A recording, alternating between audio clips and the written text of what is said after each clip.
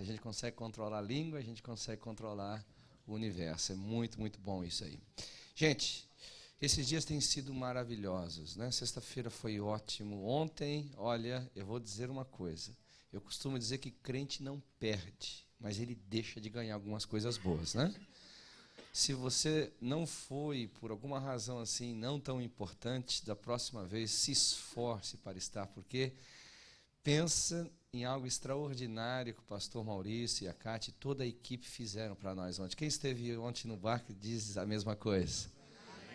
Queridos, assim, foi fantástico. Eu estava assim vislumbrando toda aquela paisagem, comida, o relacionamento, as pessoas, todo mundo muito bonito, tudo muito organizado, tudo muito limpo, né? À altura desta igreja aqui, amém? Eu espero que vocês possam seguir com isso, viu? Eu aconselho que vocês sigam adiante. Foi assim, a cerejinha do bolo, não foi não? Glória a Jesus. Bem, nós caminhamos por muitos assuntos aqui estes dias, assuntos fortes, e eu considero eles determinantes para construirmos uma família de sucesso, uma família vencedora. E você não constrói uma casa pelo telhado, você constrói pelos fundamentos, pelos alicerces, na verdade? E nós aprendemos aqui quais são os 3 fundamentos de uma família de sucesso, de uma família realmente vitoriosa. Alguém se lembra aí? Só os verbos? Deixar, unir e tornar. Então você deixa pai e mãe, você se une à sua mulher e se torna uma só carne. Lembra qual o propósito?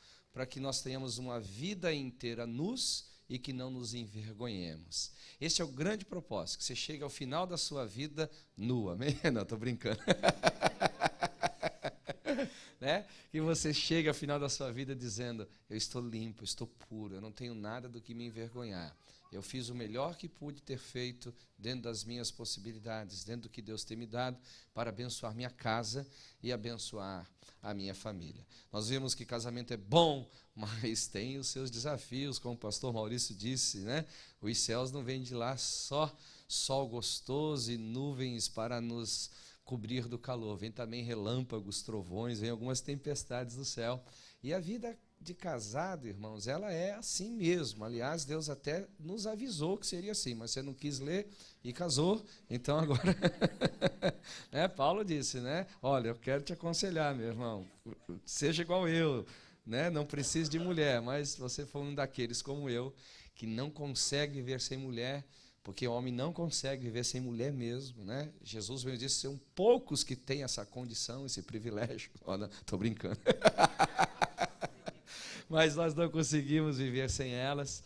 Então, a vida de casal, a vida de casado, a vida de família, ela realmente tem os seus desafios, mas nós não precisamos ter medo. Cristo está no barco e ele acalma o temporal. O que não podemos é estar como os discípulos estavam dentro do barco, com o coração endurecido, para não entender os valores do reino, para não entendermos os princípios do reino dos céus. Bem, eu estou fazendo essa pequena introdução para ajudar os irmãos que não puderam estar aqui. E a gente percebeu que nessa questão de deixar pai e mãe, o grande alvo é quebrar com a dependência. Nós não podemos construir uma casa na dependência de outra casa. O grande objetivo de deixar pai e mãe é quebrar com a independência. Mas isso não quer dizer que você não vai levar a influência, que você não vai levar os bons costumes da sua casa. Aliás, eu sempre digo que bons costumes precisam ser mantidos. Você precisa zelar para que eles não se percam ao longo da sua história. Se unir à sua mulher significa construir, ter uma só missão, um só propósito, olhar a vida numa ótica onde as óticas, mesmo que sejam diferentes, não sabotam o propósito, não corrompem aquilo para o qual Deus nos uniu, aquilo que nós entendemos que podemos construir juntos. E para mim aqui está a parte mais difícil do relacionamento. A parte mais difícil é você se unir, porque são 2 universos diferentes. As pessoas que se dão em casamento vêm com hábitos, pensamentos, vêm com situações diferentes. Agora, fundir esses 2 universos em um é um desafio muito grande.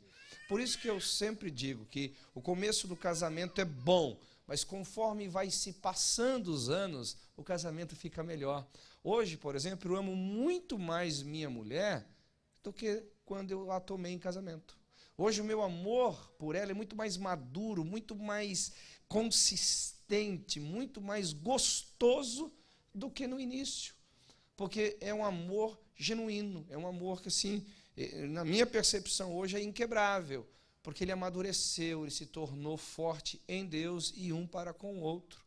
Agora, se nós não tivéssemos tomado a decisão de estar juntos, de viver juntos, né, nós não teríamos conseguido isso. É uma decisão. Né? Deixe a mulher e tome uma decisão de quê? De se unir a ela. De se unir a ela.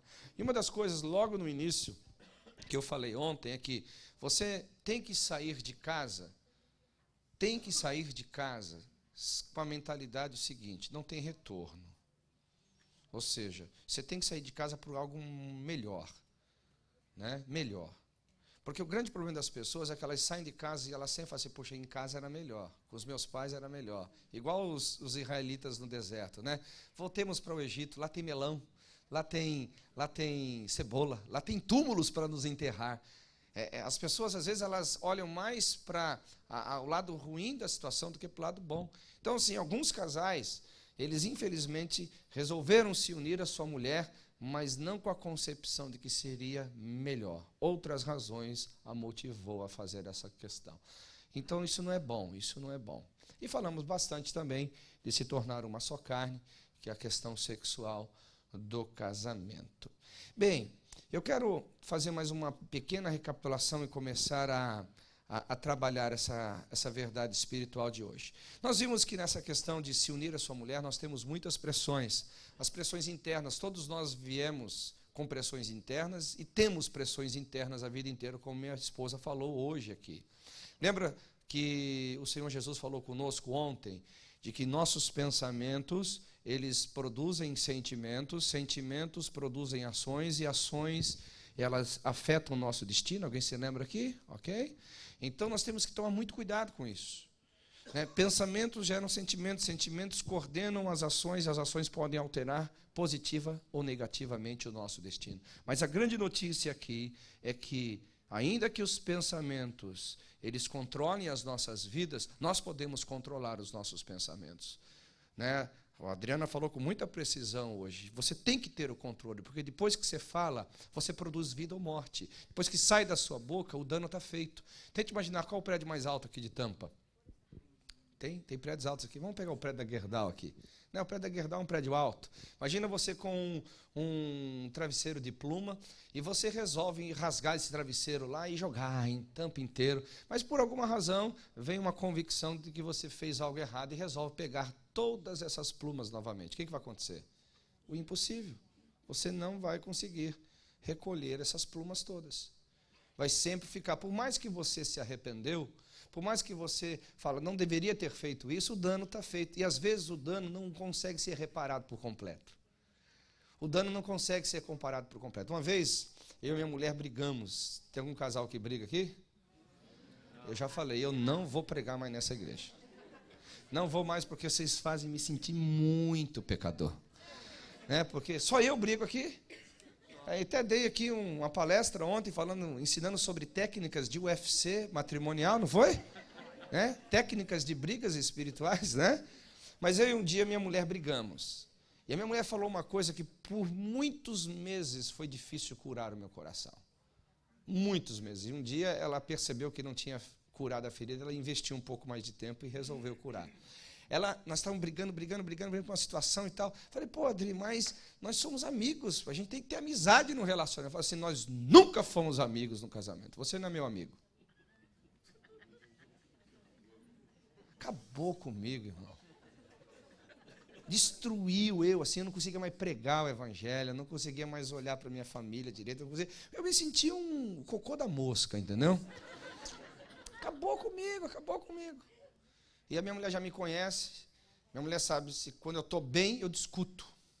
Quando eu estou mal, eu entro para a caverna Então, quando eu fico muito calado, eu falo assim, esse camarada não está bem. Ela deu o tempo necessário e tal, e depois a gente veio conversar. Mas a filha ficou por muito tempo. Por mais que ela tinha falado, foi força de expressão, foi nada nervoso. Eu não falei o que queria fazer, mas falou. Machucou, feriu. Criou em mim um sentimento que agora está sempre perturbador dentro da minha alma. Será que eu estou sendo um bom amigo da minha esposa? Será que eu estou sendo um bom amigo para os meus filhos? Será que eu estou sendo um bom amigo para os meus amigos? E a coisa começou a tomar um volume dentro de mim. Eu falei, meu Jesus. Aí eu tive que ir lá, usar aquilo que Deus me ensinou alguns anos atrás. Os meus pensamentos coordenam a minha vida, mas eu posso coordenar os meus pensamentos. E eu fui reconstruindo, até que eu me estabilizei. Graças a Deus, eu não matei minha esposa. Né? Então, nós temos que entender essas coisas que são reais. Por que eu gosto de falar essas coisas? Porque, às vezes, vocês que nos vêm falar sobre matrimônio, sobre casamento, infelizmente, vocês nos enxergam como pessoas perfeitas. Isso não é verdade. Nós somos uma família, eu diria assim, razoável. Somos uma família que estamos lutando para ser os melhores exemplos possíveis. Mas temos falhas, temos defeitos, temos erros. E muitos da nossa pregação é fruto dos nossos erros, para a gente não errar mais, não fazer coisas indevidas. Amém? Então, todos nós viemos com essas lutas internas, e se não tomarmos cuidado, ela vai atrapalhar o nosso relacionamento, vai atrapalhar a construção da nossa família. Eu trabalhei bastante sobre isso, né? Falei sobre também as pressões da vida. Você já percebeu que depois que você casou, por mais que a vida em alguns aspectos ficou mais fácil, em outros aspectos ficou bem mais difícil? Ficou muito mais pesado, ficou muito mais assim. Ontem eu estava conversando com a minha esposa, e a gente estava falando de um amigo em comum que a gente tem, e dos hábitos que eles têm, né? Eles têm uns hábitos interessantes, né? Eles têm um carrinho de corrida, eles têm um barquinho que saem fazer... como é que chama o esporte dele? Wakeboard. Faz wakeboard, ok? E tal. Aí minha primeira pergunta assim, foi assim, Adriana, eles não têm filhos? Você não tem. Lógico, só quem não tem filho que consegue ter carro de corrida, que consegue andar de carro de corrida, que consegue andar de barquinho, de wakeboard. E se tiver filho, não dá, não é verdade? Então a vida, a questão externa das pressões no casamento são fortes. E se você não tiver estrutura interna, você se destrói. As coisas externas acabam com você e aí, consequentemente, acaba o seu casamento. Amém? Falei bastante sobre isso, mas eu deixei por último por uma razão clara. Amados, todas as famílias, mas principalmente as famílias cristãs, elas sofrem o que eu chamo de pressões espirituais. Por que as famílias sofrem pressões espirituais? Primeiro entendimento que você tem que ter: Deus sempre quis construir a sua história na terra por intermédio da família. Sempre. Essa foi a vontade de Deus, tem sido a vontade de Deus, e eu penso que Ele não quer mudar de ideia. Deus sempre, você quer ver bem? Deus construiu a história no Éden por uma família. Deus libertou a humanidade da sua extinção por uma família, de Noé. Deus deu a terra prometida a Israel, a descendência de Abraão, por intermédio da sua família. Se você olhar toda a história de Deus é pela família, e se você pega Efésios capítulo 2, versículo 9, a Bíblia nos chama como igreja, a Bíblia nos chama como salvos, como família de Deus. Deus sempre quis construir a sua história, escrever a sua história, realizar os seus grandes atos, as suas maravilhas por intermédio da família. Então é natural, irmãos, é quase que lógico e óbvio que Satanás vai querer interferir aonde? Na família. Porque ele sabe que uma família forte edifica uma igreja forte, e uma igreja forte protege a cidade. Porque as fontes de bênçãos e de maldições vêm da onde? Das famílias. De onde nascem os criminosos? De famílias geralmente disfuncionais, destruídas, corrompidas. De onde nascem os grandes homens que vão influenciar a política, a sociedade e ao ministério? Nascem geralmente de famílias estruturadas, sensatas, equilibradas. Não é que é uma regra fechada, mas é uma probabilidade muito grande. Então, se Satanás conseguir entrar numa cidade e destruir as famílias, automaticamente ele destrói a família. A cidade, melhor dizendo. Se Satanás consegue entrar numa igreja e destruir a família, automaticamente ele destrói o quê? A igreja. Se Satanás consegue entrar numa casa e destruir a família, ele destrói todos os ministérios que estão ali dentro. Você quer ver uma coisa, amados, como a gente tem que tomar bastante cuidado em relação a isso? Da mesma forma que a gente tem as famílias positivas na Bíblia, a gente tem a negativa. E eu tenho muito cuidado de falar o que eu vou dizer agora, porque eu tenho muito respeito por Davi. Não é por acaso que Deus falou deste homem que ele é segundo o coração de Deus. Então é um homem que a gente tem que dar a ele o devido respeito. Mas Davi foi um gigante como rei, um gigante como adorador, um gigante guerreiro, mas foi um péssimo administrador familiar. Talvez um dos piores que nós tivemos na Bíblia. Se você olhar a história familiar de Davi, dá desgosto de ver a forma que ele lidava com as circunstâncias que iam acontecendo. Dava desgosto de ver a forma que ele administrava as crises que ele tinha. E, consequentemente, queridos, toda a nação sofreu. Você lembra o que aconteceu depois com a descendência de Davi? Leia, 1 Reis, 2 Reis, você vai entender que é praticamente toda a consequência da família de Davi. Você pega Salomão, entra no poder, assume o trono, rapidamente ele se corrompe, se vende aos outros deuses, faz alianças indevidas. Você vai perceber que ele rompeu com todas as leis do reinado. E depois vem Roboão, vem Jeroboão, e vem lá os reis do sul, os reis do norte, tudo por causa de muitas coisas ruins que ficaram mal resolvidas no passado. Lógico que não pode ser acreditado tudo na conta de Davi, porque individualmente as pessoas têm as suas responsabilidades. Mas também não podemos eximir Davi da sua falha familiar. Então, amados, o que eu posso dizer nesse exato momento da mensagem? É que nós não podemos ser gigantes no púlpito, gigantes nas nossas empresas, gigantes nas nossas conquistas da vida, e sermos nanicos, fracassados, porque nada justifica o fracasso da família, nada justifica o fracasso de um lar. Não é admitível que um lar fracasse, não é admitível que um lar se corrompa, e se ele se corrompeu, pode ter certeza que o padrão de Deus foi perdido e, consequentemente, o ataque de Satanás veio lá.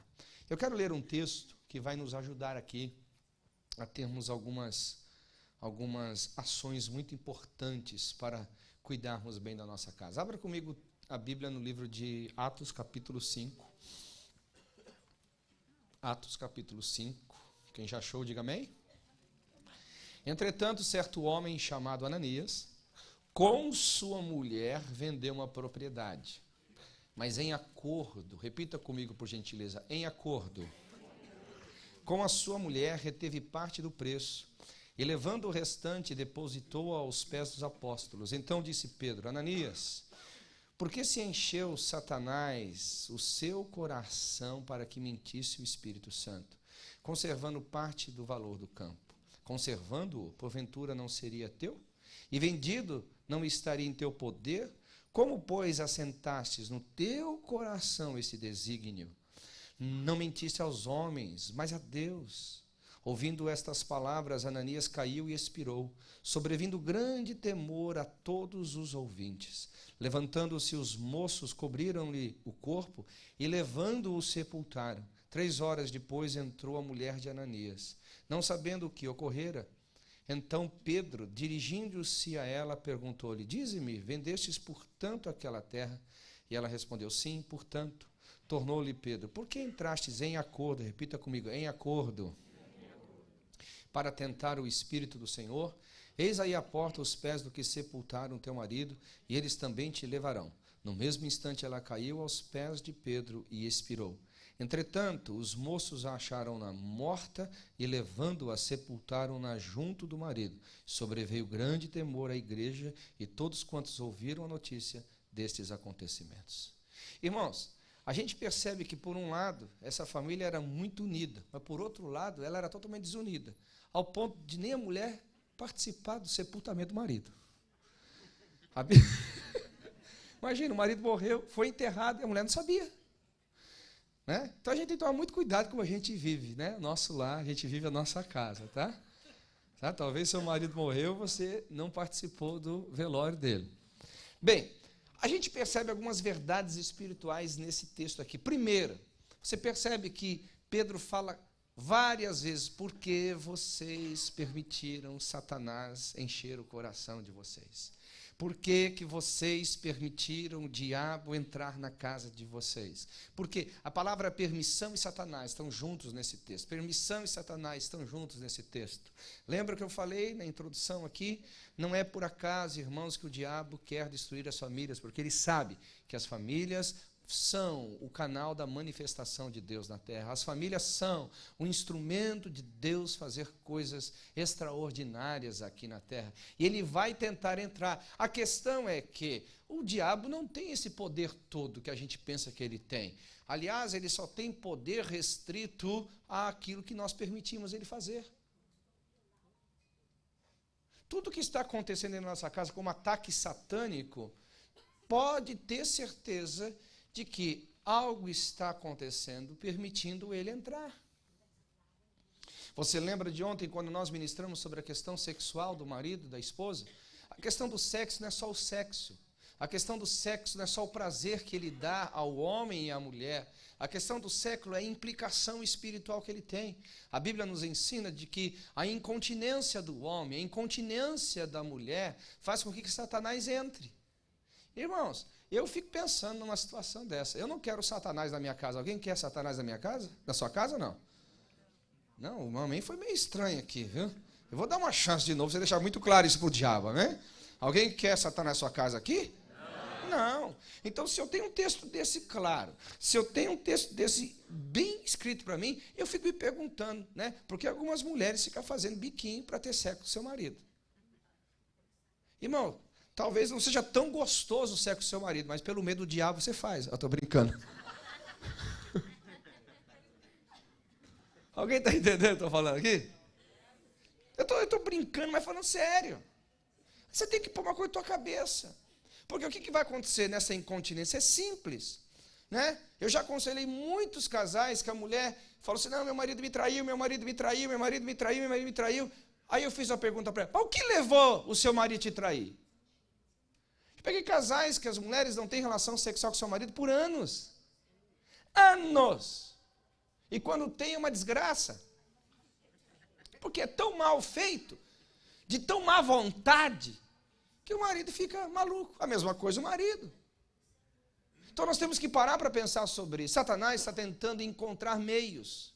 A Bíblia fala que ele está ao nosso derredor, procurando uma ocasião, procurando alguém que ele possa tragar. Agora, não vai ser eu.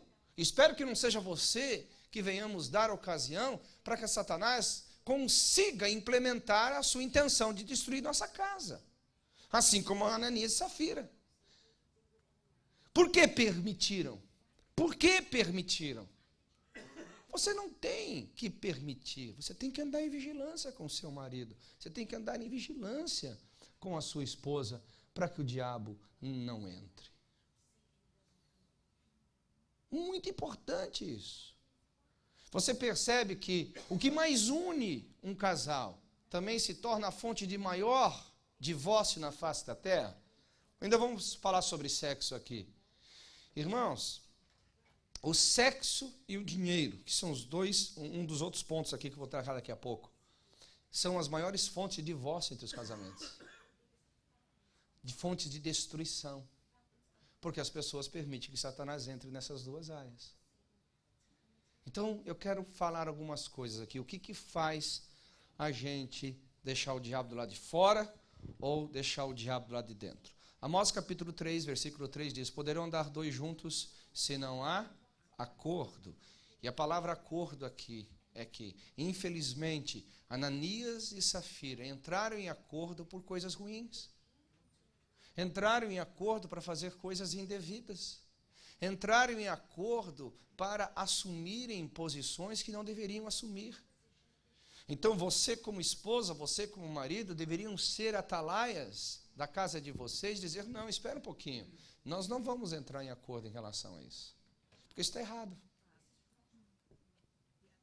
Lembra ontem como eu falei sobre lutar pelas causas sérias, necessárias?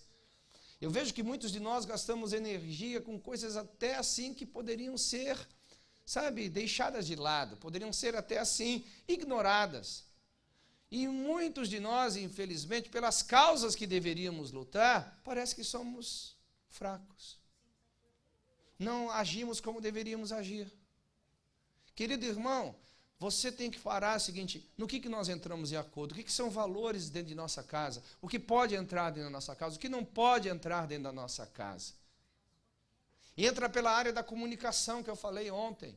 Uma família, ela precisa aprender a se comunicar. E a comunicação é a base central de um bom acordo.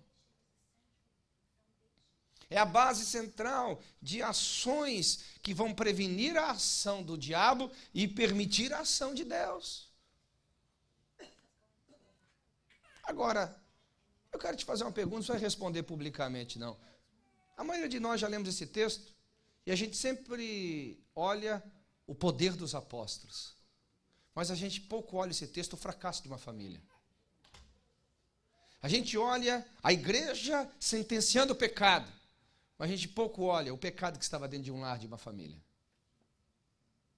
Nós precisamos entrar em acordo para podermos andar juntos. Acordos certos, acordos devidos, acordos que realmente valham a pena a gente seguir adiante. Então a primeira coisa que a gente tem que entender aqui, irmãos, por mais que a gente entenda uma coisa, por mais que a gente não quer ver família destruída, marido não salva a mulher e mulher não salva o marido. Você não pode também assumir essa responsabilidade excessiva, porque senão fica pesado para você. A minha mulher vai para o céu porque ela reconheceu Jesus como Senhor Salvador. Eu vou para o céu, é a mesma coisa. Ela vai para o céu se ela alimentar a fé dela, se ela alimentar a comunhão dela com Jesus. Eu também. Agora, se ela não quer orar, se ela não quer buscar Deus, se ela não quer ter vida com Deus, eu vou tentar incentivá-la da melhor forma possível. Vou tentar encorajar da melhor forma possível. Mas não sou obrigado. Como que eu vou colar um super bônus no joelho dela e fazer ela orar? Vou pôr uma matraca na boca dela, fazer ela abrir para orar? Não posso fazer isso por ela. Ela não pode fazer isso por mim. Mas o que não pode é entrar em acordos ruins. Achando que isso está certo. Achando que isso é devido para um lar. Não, não é. Você percebe que quando eles venderam uma propriedade, eles trouxeram um princípio para dentro de casa. Então, vamos reter parte do dinheiro? Ambos falaram, vamos. Ambos concordaram. Por isso que ambos foram sentenciados. Agora, se o seu marido chega lá com uma prática sexual que você, mulher, não quer, se você não acha que é digno de uma mulher, e por causa disso você vai ceder agora só porque ele é seu marido? Não, você tem que ser mulher. Isso não honra Deus. Isso denigre a mim como pessoa.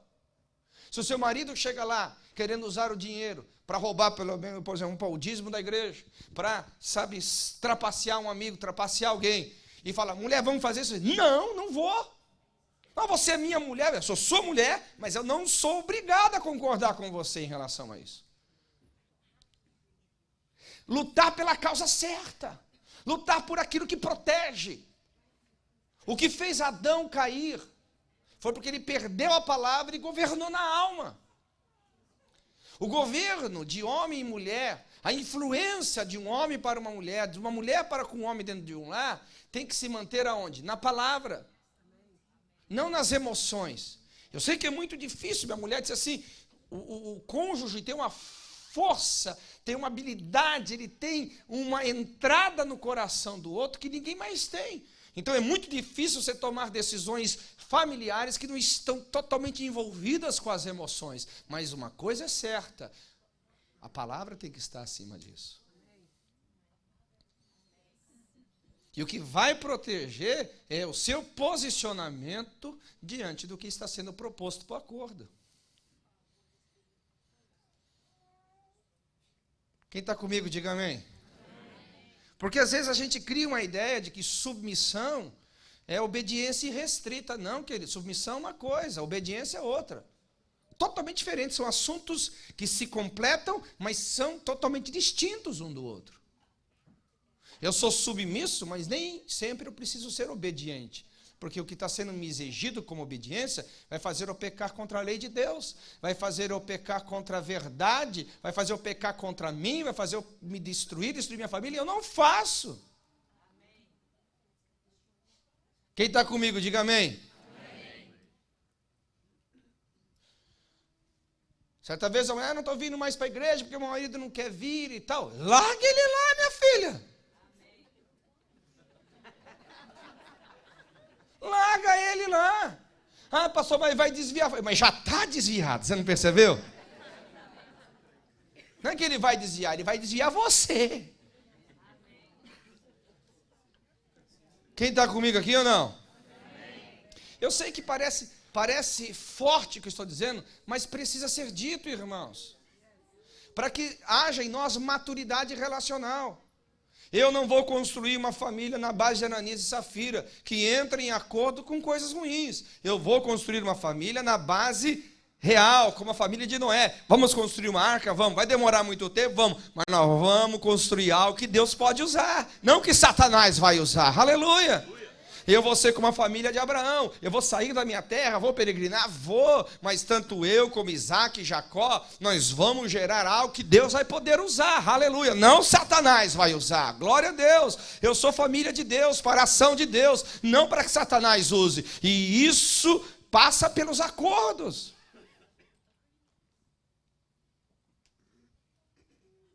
Isso passa da forma como você diáloga. Agora, se nós somos como Ananias e Safira, que seu marido morreu, você nem foi para o velório dele, é difícil entrar em acordo, né? Essa coisa me deixa complexo. Assim, como que enterrou o cara se a mulher saber?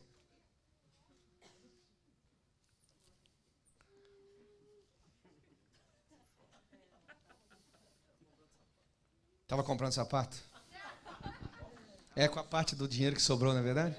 Estava na Tiffany. Alguém está comigo aqui ou não? Quais são os acordos? Agora, eu quero te fazer uma pergunta. O que você sentou com a sua esposa? O que você sentou com o seu marido? E falou aqui, são valores dentro de casa que nós vamos defender.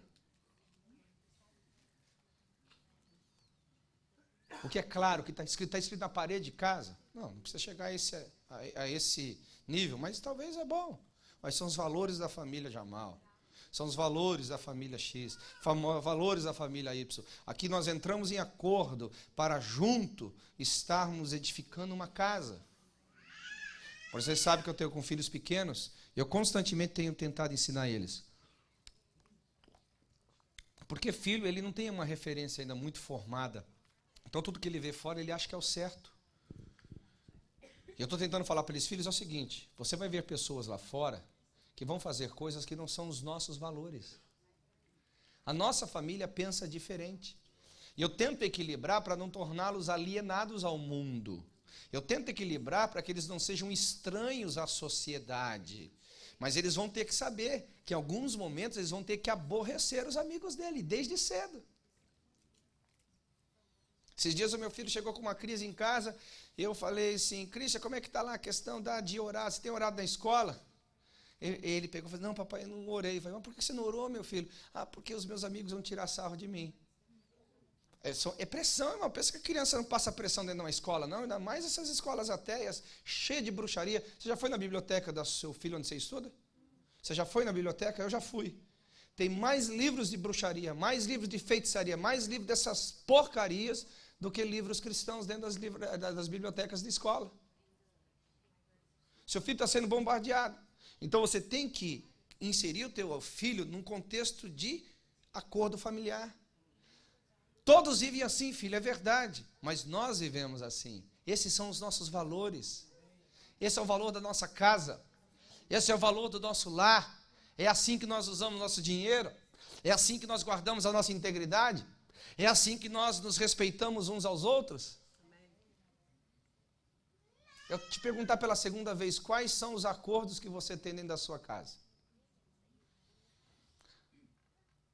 O que você sentou com a sua esposa, o que você sentou com o seu marido e disse assim, eu gostaria de preservar esses valores. Amados, eu não quero julgar ninguém, eu não vim aqui para você se sentir mal, eu vim aqui para te encorajar, mas eu já constatei algumas verdades. A maioria de nós não temos isso. A maioria de nós vamos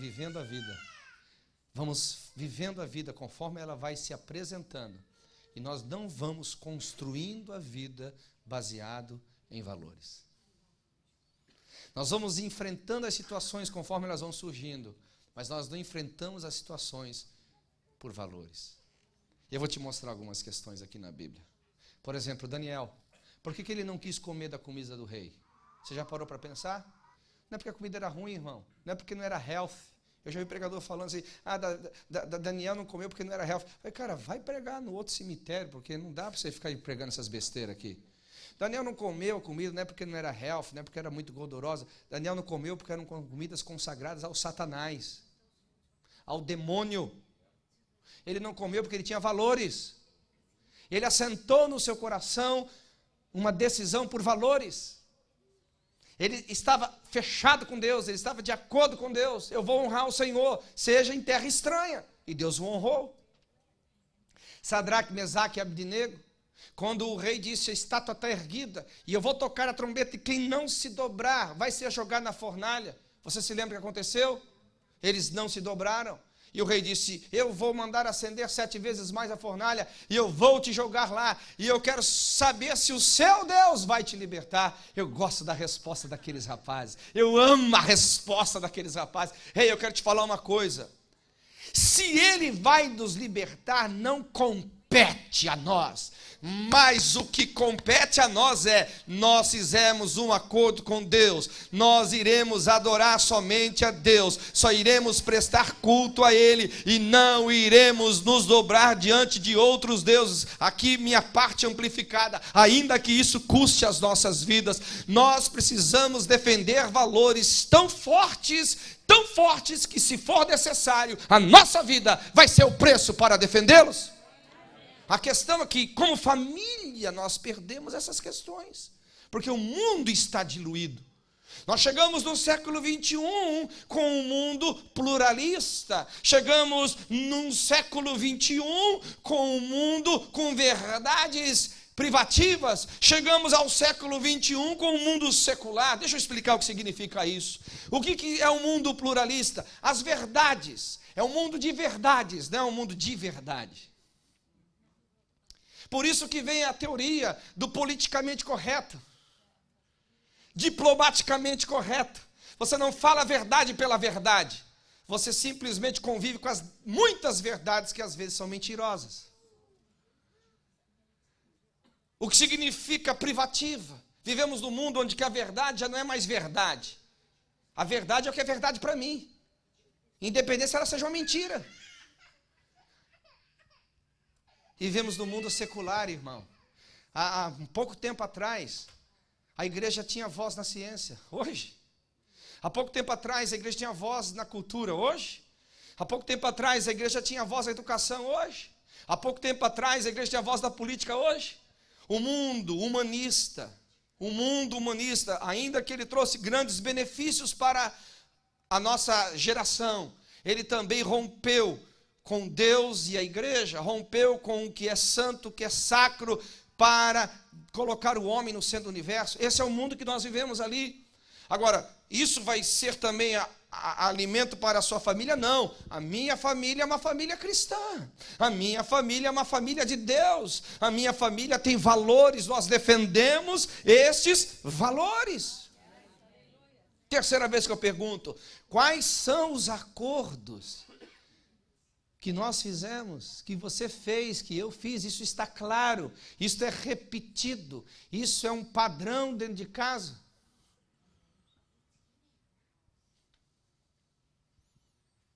Por exemplo, há um valor dentro de casa. Nós somos uma família sacerdotal. Eu sempre falo isso para os meus filhos. Nós somos uma família sacerdotal. Eu gosto de usar a palavra difícil para os meus filhos, sabe por quê? Porque eles perguntam o que é. É uma tática que eu inventei para poder ensiná-los. E funciona. Você joga a palavra difícil. Papai, o que é isso? Vai, senta aqui. O que é uma família sacerdotal? tan, tan, tan, tan, tan, tan. Por exemplo, veio agora a comemoração, acho que ano passado, Martin Luther King, foi ano passado, né? Martin Luther King, hã? Já foi esse ano? Eu até esqueci a data. Aí meus filhos, pai, nós comemoramos a escola Martin Luther King e tal, aquela coisa. O humanismo pegou muito forte, né? Essa questão. Mas eu falei assim, vem cá, meu filho, deixa eu te falar uma coisa. Você já parou para pensar quem foi Martin Luther King? Assim, não. Martin Luther King foi um pastor. Igual seu pai é um pastor. Igual sua mãe é uma pastora. Então você nunca precisa se envergonhar de ser de uma família cristã. Você nunca precisa se envergonhar de ser uma família de pastores. Ser membro de uma família de pastores é honrado, é distinto, é glorioso, é para Deus. E os olhinhos deles enchem de lágrimas.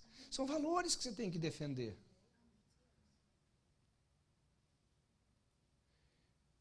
Valores financeiros, no que a gente gasta ou não gasta dinheiro.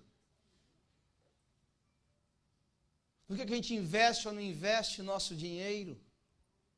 Foi o caso aqui, né? Você percebe que o dinheiro foi a porta de entrada de Satanás ao coração daquela família. Lembra que eu disse ontem? O dinheiro é a maior causa de divórcio na face da terra. Não é nos Estados Unidos e nem no Brasil, no mundo inteiro. O dinheiro é a maior causa de divórcio na face da terra.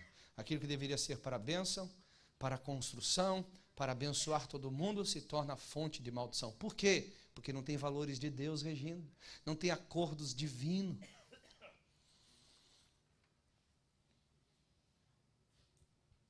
Uma das coisas que eu sempre honrei demais na minha esposa é a generosidade dela, em todos os sentidos, mas principalmente com a casa de Deus.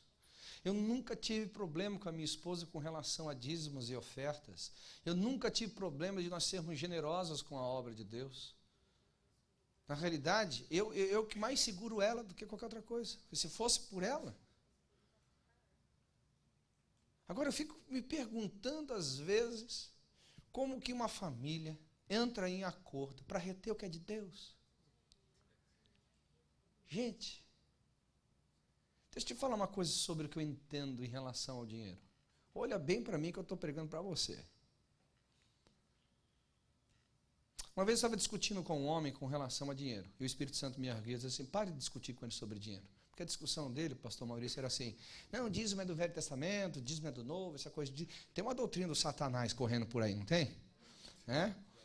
Tem, não tem? Então,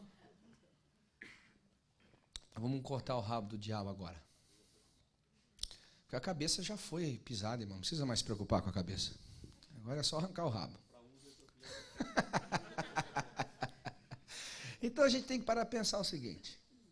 Eu estava ali com o Espírito Santo e ele falou assim, por que você está discutindo com ele sobre dinheiro? O problema dele não é dinheiro. Eu falei assim, como não é dinheiro? Ele está aqui não querendo dar dinheiro, não está querendo dar dízimo, não está querendo dar oferta, não está querendo nada, que é coisa do Velho Testamento. Eu falei assim, Marcelo, o problema dele não é dinheiro. Então qual que é o problema dele? Eu falei assim, o problema dele é amor por mim. Porque se ele me amasse, ele não estaria discutindo sobre dinheiro. A Bíblia fala que o coração do homem está onde?